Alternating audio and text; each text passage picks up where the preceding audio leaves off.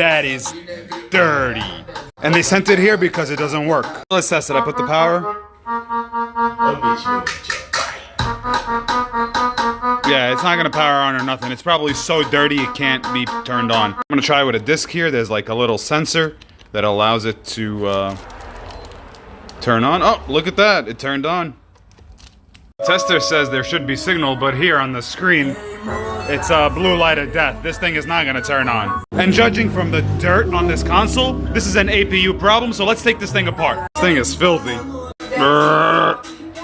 Every corner of this thing is very dirty. Let's clean it. That's the heatsink here. Alright, it's much better. Let's put it back together and test. Okay, now that we cleaned it up, I put it together and let's see what happens.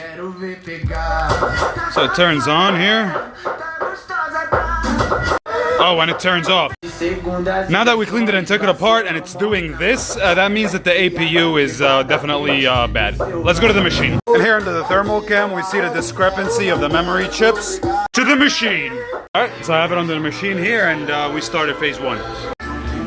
Alright, so we're done here and it's about to enter the controlled cooling. Alright, I put it together. Let's test it. Turns on still. That's a good sign. Tester says okay, and we do have it on the screen. Nice.